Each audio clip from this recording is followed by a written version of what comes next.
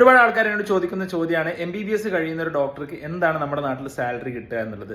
MBBS course കഴിഞ്ഞ് house surgency അഥവാ internship ചെയ്യുന്ന ഒരാൾക്ക് നമ്മുടെ നാട്ടിൽ 26,000 രൂപ അയാൾക്ക് മാസം ലഭിക്കും. ഓക്കെ, അത് കഴിഞ്ഞ് നമ്മുടെ നാട്ടിൽ ഒരു നോർമൽ ക്ലിനിക്കിലോ അല്ലെങ്കിൽ ഹോസ്പിറ്റലിലൊക്കെ ജോലിക്ക് കയറുന്ന ഒരാൾക്ക് ഓൺ ആവറേജ് ഒരു 2,000 to 2,500 റുപ്പീസ് പെർ ഡേ ആണ് കിട്ടുക. അതായത് ഒരു 25 ദിവസം ഒരാൾ വർക്ക് ചെയ്യുകയാണെങ്കിൽ 50,000 to 70,000 അയാൾ വർക്ക് ചെയ്യുന്ന ഹവേഴ്സ് അനുസരിച്ച് അയാൾക്ക് ഏൺ ചെയ്യാൻ പറ്റും. ഇത് കഴിഞ്ഞ് അദ്ദേഹം PGക്ക് ജോയിൻ ചെയ്താൽ ഡോക്ടർ PGക്ക് ജോയിൻ ചെയ്താൽ PGയുടെ ഫസ്റ്റ് മുതൽ തേർഡ് ഇയർ വരെ കേരളത്തിൽ കിട്ടുന്ന എമൗണ്ട് എന്നുള്ളത് ഒരു 50,000 to 55,000 ആണ്.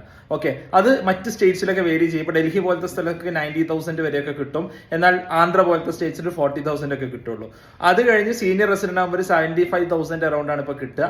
അത് കഴിഞ്ഞ് ആക്ച്വൽ ജോലിക്ക് കയറുമ്പോൾ പല ഡോക്ടേഴ്സിനും പല സാലറി ഉണ്ട്. നിങ്ങളുടെ ഒരു എക്സ്പീരിയൻസ് ലെവൽ അനുസരിച്ച് ഒരു 1.5 ലക്ഷം രൂപ മുതൽ മേലോട്ട് മേ ബി 5, 6, 7, 10 ലക്ഷം